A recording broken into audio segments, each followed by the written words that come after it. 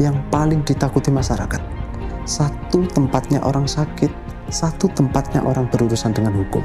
Satu rumah sakit, satu kepolisian atau pengadilan.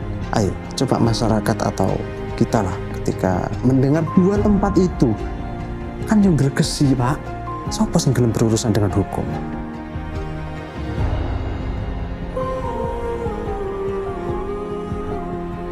Kamu itu harus taat dengan hukum, tapi jangan takut dengan hukum. Kalau memang ada masalah-masalah hukum, sebaiknya diselesaikan secara kekeluargaan, secara damai. Bukannya kita tidak mau, bukannya kita tidak mau mengurus hukum. Kadang kita akan bilang di masyarakat itu, oh pengacara yo enak, urip teko masalah wong. Loh, bukan begitu loh. Karena saya meyakini damaian itu adalah puncak tertinggi hukum.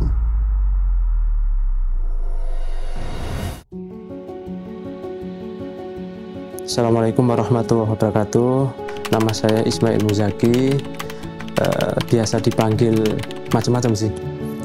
Kalau teman lama itu memanggilnya Jack. Kalau mungkin teman-teman yang baru kenal panggilannya Zaki, kan gitu. Tapi ada lagi. Jadi klien-klien itu rata-rata manggilnya Pak Ismail, Pak Muzaki, atau Pak Mas. Kadang milih, saya manggilnya apa ini? Mas atau Pak? Ya aku ya milih Mas. Otomatis dan awet enam kok kan gitu. Saya asli Lamongan, saya lahir di Lamongan, sekarang tapi sudah menjadi warga Malang dan tentunya warga Indonesia. Jadi saya juga itu bahkan sampai kuliah, sampai di akhir kuliah, injury time lah, terus mahasiswa semester lama, itu masih belum menentukan mau kemana, mau jadi apa. Tapi dari orang tua dulu itu inginnya, ya karena sudah masuknya di hukum, dan itu pilihan saya sendiri loh. Di hukum itu pilihan saya sendiri. Orang tua itu taunya kan hakim, jaksa. Jadi arahnya ke sana. Orang tua itu sangat mendorong, sangat berkeinginan, tapi tidak memaksa. Ingin saya jadi hakim atau jaksa, karena lebih familiar daripada lawyer untuk orang-orang di desa. Karena saya dari orang desa gitu. Jadi berangkatnya dari situ. Ada teman-teman itu yang ngajak ujian. Ada ngajak, bukan ujian sih, apa namanya, pendidikan profesi advokat. Dulu itu kesepakatan dengan teman-teman itu begini. Jadi kita ini kan hukum, pastinya kerja kan tidak jauh dari legal, urusan legal. Akhirnya, wah kalau kita punya sertifikat advokat, sertifikat pengacara, itu kan mungkin daya tarik perusahaan tersendiri kan gitu. Jadi akhirnya, ya sudahlah, akhirnya kita ikut pendidikan profesi advokat, kemudian ikut ujian sekaligus. Lah kok bablas, lulus. Ya alhamdulillah kan begitu. Ya akhirnya kemudian magang melalui prosedur, proses, akhirnya jadi advokat. Saya juga gak nyangka juga kok bisa-bisanya jadi lawyer gitu loh. Bahkan waktu saya dinyatakan lulus sebagai pengacara, waktu itu 13-14 tahun yang lalu, teman-teman saya itu ngeledekin semuanya. Jadi iso-iso nih kuliah, tugas nitip, ya jarang masuk. Bahkan semester 1, 2 itu saya itu bandel, ya bukan bandel apa ya, maksudnya mungkin apa ya, sindrom kebebasan apa ya namanya, mungkin apa ya, kaget dapat kebebasan. Akhirnya koyok saenake dhewe, tanpa pengawasan orang tua, tanpa pengawasan yang lebih ketat dari guru. Jadi saya sejak kecil, dari SMP, lulus dari SD, SMP, SMA, itu saya mondok. Jadi kemudian bebas ke kampus kan begitu ya. Mungkin itu yang mendasari akhirnya kayak merasa saya enak dewe kuliah. Tapi alhamdulillah bahwasanya kemudian dipandang sebelah mata ya tentu pengacara ya, karena memang pengacara itu kan gini loh, kalau jaksa atau polisi atau hakim kemudian abal-abal itu kan jarang terjadi ya, mungkin oknum-oknum 1 atau 2. Tapi kalau pengacara kan orang dengan entengnya, kalau pintar sedikit pintar ngomong di tengah jalan di mana-mana kan ngomong aku pengacara, aku lah. Undang-undang advokat ini kan baru tahun 2003. Jadi sebelum tahun 2003 itu beredar banyak liar pengacara yang mengaku-ngaku pengacara dan lain sebagainya, itu kan banyak sekali. Lah itulah yang melekat di masyarakat sampai saat ini. Bahkan dulu itu kalau ketemu orang di mana di tempat umum yang sekiranya orang nggak kenal kan wajar ya kita kenalan. Kerja di mana mas? Saya sering kali loh bilang bahwasanya saya itu kerja di bank, saya itu swasta. Bulan ini. Jadi saya bilang bahwa saya kerja swasta karena saya minder dengan itu. Tidak pede ya istilahnya. Tidak pede. Ketika saya bilang pengacara kan kayak wah kayak gitu ya. Wah kebal hukum kira. Wah ini orang ruwet lah kan begitu. Padahal tidak seperti itu. Gitu. Tidak seperti itu. Baru-baru saja ini saya istilahnya berani tampil. Dalam arti berani tampil itu di akun-akun media sosial saya itu mendeklarasikan diri aku loh pengacara rek kan gitu. Ya, kalau tidak seperti itu kan ya zaman sekarang ya zaman media ya sampai kapan gitu saya harus bersembunyi.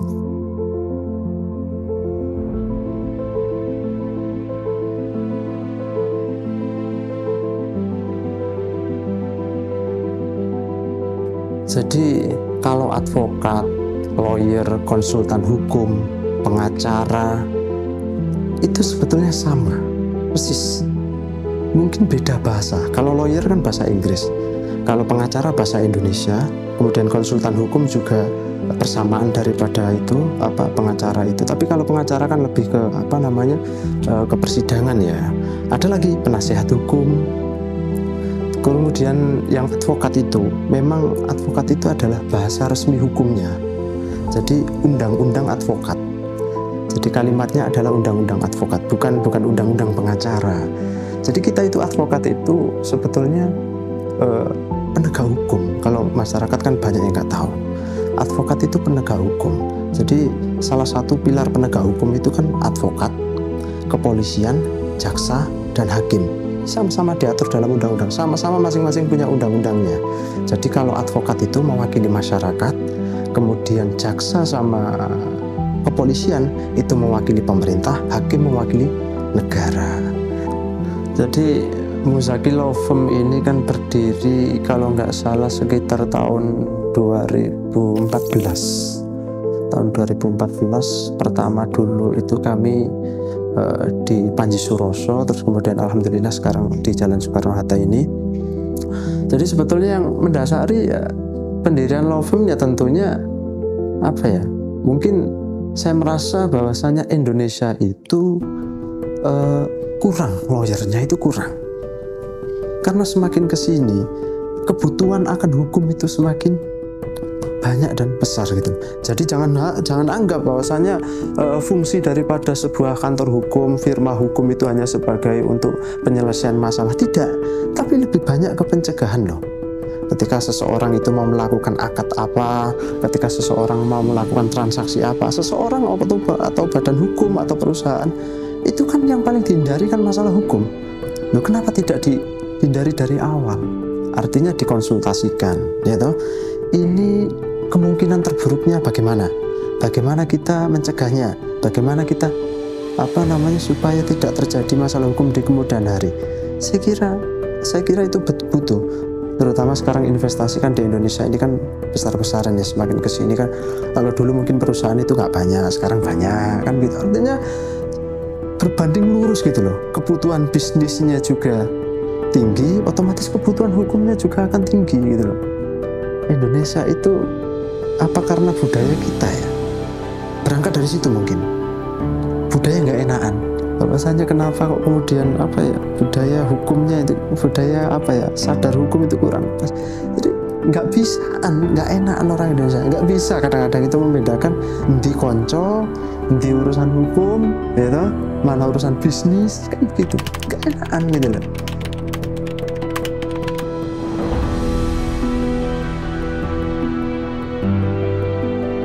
Suka dan duka menjadi seorang pengacara atau advokat. Dukanya itu kan bahwasanya kita itu kan selalu dianggap sebelah mata ya. Artinya dianggap sebelah mata itu begini. Karena yang kita urus itu masalah gitu. Jadi kalau masyarakat atau pemakai jasa itu tidak puas, kan kita dianggap bermasalah. Padahal sedari awal klien datang ke seorang pengacara, itu kan pengacara sudah tahu ini bakal menang atau kalah. Itu suka dukanya. Jadi kita sudah berjuang semaksimal mungkin. Kalaupun memang salah ya tetap harus salah. Tapi kan kita paling tidak memperjuangkan hak-haknya dia. hak membela, hak memberikan alasan kenapa saya bersalah, kan begitu. Nah itu. Terus kemudian ada ini tentang duganya jadi seorang pengacara itu, kita ini kan ngapunten, ini saya masih muda gitu. Jadi pernah itu saya sidang itu sama lawan itu dikatain seperti ini. Walah pengacara ini si enom, pengacara ini si muda, pengacara ini si enom. Artinya apa? Yang kita tangkapkan bahwasanya sedih gitu loh. Kita itu sedih. Kenapa orang ini memandang sesuatu itu hanya dari cover gitu loh. Jadi apalagi ini urusan hukum. Tolong jangan lihat dari covernya. Apa yang menjadi kewajiban Anda, laksanakan. Apa yang menjadi hak Anda, pasti kita akan coba penuhi, kan begitu. Jangan hanya melihat dari covernya aja, terus kemudian disepelekan kita ini masih muda. Tapi semakin kesini semakin tidak sih. Itu mungkin zaman dulu, awal-awal saya menjadi lawyer kan gitu. Saya dulu itu waktu di Surabaya itu waktu eksekusi, pernah melakukan eksekusi. Ya mohon maaf, namanya eksekusi kan banyak pihak-pihak yang ingin mempertahankan objeknya dan lain sebagainya. Ya memang eksekusi itu kan ada polisi, ada unsur tentara, ada unsur pengadilan sebagai alat negara ya untuk mengamankan atau menjalankan isi putusan. Tetapi kan jelas namanya di suatu tempat yang sengketa, tentunya kan bisa terjadi orang-orang ini mendatangkan preman atau pengawal dan lain sebagainya. Itu pakai celurit. Jadi ya sudah diacungkan, ini hidup atau mati, kan begitu. Ya kembali lagi, ini ya resiko profesi, saya bilang begitu. Tapi untungnya saya nggak punya pistol, saya nggak punya alat kekerasan macam itu. Teman saya itu mengeluarkan airsoft gun, tapi yang berizin tentunya. Duluan mana? Celuritmu atau ini, kan gitu. Ya tentunya kan. Akhirnya dari situ, tapi sudah ditengahi sama polisi dan lain sebagainya. Itu. Terus ada lagi juga pernah itu. Ada kasus keluarga lah, saya nggak mau menyebutkan kasus apa secara spesifik, tapi kasus di bidang keluarga. Jadi saya dikepung. Saya waktu itu sebagai penggugat. Saya dikepung sama keluarga yang satunya. Mas, ini sampean cabut saja. Ini sampean cabut atau sampean selesai. Nah, kalau saya sudah berjubah surat kuasa, artinya saya sudah dilindungi oleh surat kuasa. Dalam arti saya menjalankan tugas, nggak mundur aku. Tak bilang begini orangnya. Saya meninggal, saya mati. Klien saya cari pengacara lain. Hak klien saya pasti akan tetap diajukan ke pengadilan, akan diperjuangkan di pengadilan.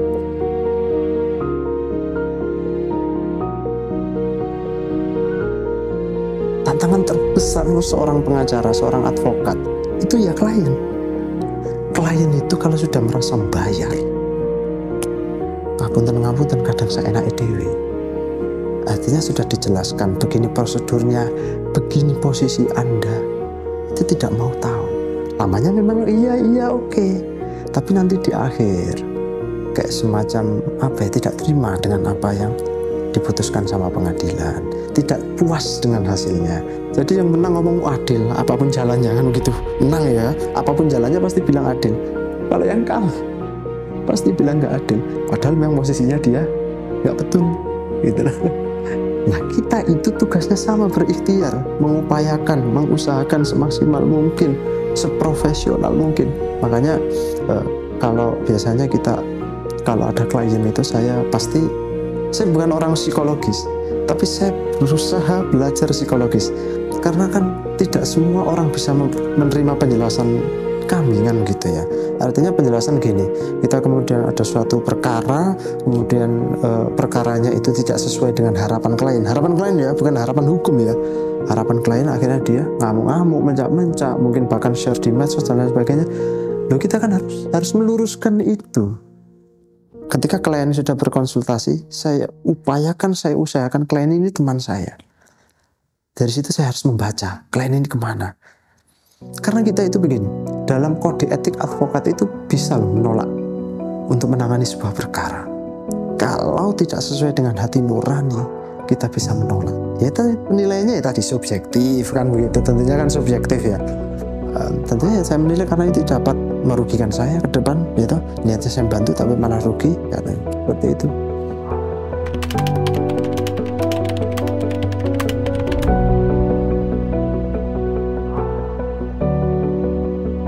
Jadi menurut saya pendampingan hukum yang baik itu adalah usahakan atau bagaimana cara ini, karena yang masuk kan identik dengan masalah yang didampingi kan begitu. Untuk apa? Untuk diselesaikan kan. Jadi kalau untuk diselesaikan ya tentunya untuk damai. Saya rasa piye carane masalah ini didamaikan. Kalau menurut saya seperti itu. Kayak contoh ada orang utang piutang. Masa iya langsung dikit-dikit langsung pengadilan, dikit-dikit polisi. Apa fungsi pengacara? Apa fungsi daripada advokat sendiri itu? Masa hal-hal seperti itu saja tidak bisa mendamaikan, kecuali memang sudah mentok. Artinya apa? Mediasi itu sangat penting, saya rasa. Mediasi itu sangat penting. Walaupun nanti kemudian di pengadilan, di kepolisian, pasti tetap ada proses mediasi itu, gitu. Pasti ada melalui proses mediasi. Tapi kan tidak ada salahnya kita mediasi dulu, kita mencoba mencarikan jalan keluar, win-win solution tanpa mengurangi hak dan kewajiban masing-masing baik korban maupun pelaku. Gitu. Jadi kalau saya berprinsip itu mungkin ini dari orang tua saya dulu ya. Jadi kalau kamu membantu orang, suatu saat anakmu akan dibantu, dimudahkan. Saya meyakini. Kalau kita bicara uang itu nggak ada habisnya gitu loh maksudnya. Ya kalau kita bicara profesional tentu kan jasa. Ketika kita bicara jasa kan tentu uang kan gitu ya. Kalau kita bicara uang nggak ada habisnya loh. Nasib seseorang terkait hukum itu nggak ada habisnya loh, nggak ternilai dengan uang. Kalau kita kemudian jasa hukum mahal-mahal, bagaimana coba? Sementara kita tujuan kita kan ya harus disertai dengan niat membantu tadi untuk menyelesaikan masalah itu. Sekarang bayangin begini, mungkin kita sepakat ada dua tempat yang paling ditakuti masyarakat. Satu tempatnya orang sakit, satu tempatnya orang berurusan dengan hukum. Satu rumah sakit, satu kepolisian atau pengadilan. Ayo, coba masyarakat atau kita lah ketika mendengar kalimat, mendengar dua tempat itu, kan yang gregesi pak, gitu loh. Saya rasa begitu. Siapa yang belum berurusan dengan hukum? Pernah suatu hari saya itu diminta klien itu mengajukan suatu gugatan. Setelah saya pelajari berkasnya itu memang klien saya itu adalah salah satu orang yang berhak atas objek tersebut. Terus kemudian walaupun tipis, ya bukan tipis ya, artinya dia adalah memang dari pandangan dekat, oke? Dari pandangan dekat itu tidak berhak klien saya. Tapi ketika dipandang dari segi hukum itu berhak. Akhirnya kita lakukan gugatan, klien saya nggak punya uang. Artinya klien saya itu bukan nggak punya uang, tapi mungkin price list yang saya tawarkan itu tidak mampu. Klien saya itu menyampaikan kepada saya, Pak, niat saya ini mau saya jadikan musola objeknya, mau saya jadikan begini-begini. Saya nggak, cuma saya hanya memastikan hak hukum saya, tetapi tidak secara material, tidak untuk saya nikmati, tetapi untuk saya bikin musola. Akhirnya ya tetap kita lakukan gugatan dan lain sebagainya, dan alhamdulillah menang. Waktu itu saya berpikiran namanya orang ya, mungkin akal-akalan dia saja untuk mengakali saya supaya bisa bayar murah kan begitu ya, untuk supaya hati saya terketuk untuk membantu kan begitu ya. Terus kemudian akhirnya kita gugat, saya berpikiran masih suudon waktu itu. Ternyata setelah memang betul-betul menang dan selesai objeknya di tangan klien saya lewat. Saya iseng sebetulnya itu. Ya pas kebetulan, ini kan ya klien saya. Ternyata betul-betul dibangun musola. Gak ada harganya. Sudah. Nilai itu gak ada harganya. Hikmah yang saya dapat itu, artinya apa? Oke, saya sekarang belum bisa bangun musola, tapi saya meyakini Gusti Allah pasti meridhoi apa yang saya lakukan waktu itu. Nah ini kemudian kita tarik kembali kepada undang-undang advokat. Selain undang-undang advokat kan ada kode etik advokat dan lain sebagainya. Dengar prodeo ya. Jadi prodeo itu kan membantu orang yang nggak punya. Jadi memang kita berkewajiban untuk nggak boleh menolak. Ada orang miskin kemudian minta bantuan jasa hukum, kemudian tolak, nggak boleh. Karena kita itu officium nobel, artinya kan profesi terhormat menurut undang-undang tersebut. Jadi kita memang walaupun masyarakat miskin nggak boleh pilih-pilih, masyarakat kaya itu ya tetap harus kita bantu asalkan sesuai hati nurani.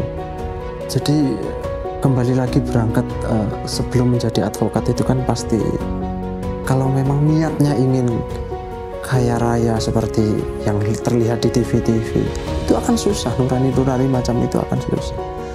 Jadi kembali lagi ke berangkatnya. Nah kalau kemudian berangkatnya saja sudah yang dipikirkan uang, bagaimana saya bisa kaya. Saya begini loh, pengacara itu bukan jaminan orang menjadi kaya. Kalau mau jadi kaya jangan jadi pengacara deh, kayaknya begitu. Apa yang kamu kerjakan, kalau kemudian kamu yang kamu pikirkan itu uang dan uang, tingkat keprofesionalismemu bisa tergerus gitu loh maksud saya. Artinya ya pasti nanti akan ada yang ditabrak hanya untuk uang, contoh nyuap ya, kemudian tidak melakukan prosedur atau menipu kliennya, mengambil uangnya saja, itu pasti akan mengikuti gitu loh. Jadi kalau kita bicara nurani ya tinggal berangkatnya, ketika mau berangkat menjadi profesi ini bagaimana tujuanmu kan begitu. Kalau uang tentunya semua uang iya, tetapi kan kita ada takarannya kan gitu. Artinya kita itu nggak melulu uang gitu loh. Kadang-kadang kita nyaman seperti ini juga nikmat loh gitu loh. Nikmat kan tergantung dari sudut pandangnya orang masing-masing gitu sih. Jadi terkait agar supaya tidak terkendala dengan masalah hukum kan, tak rasa itu saya punya kata-kata begini. Jadi jadikan hukum itu sebagai alat taatmu. Kamu itu harus taat dengan hukum, tapi jangan takut dengan hukum. Artinya apa? Ketika kamu taat dengan hukum, tentunya apa-apa yang kamu lakukan, tindakanmu itu pasti akan sesuai dengan hukum, gitu. Nah, kalau kamu sendiri takut dengan hukum, berarti kamu dalam menjalani kan tidak taat. Jadi jangan takut hukum, tapi taat hukum.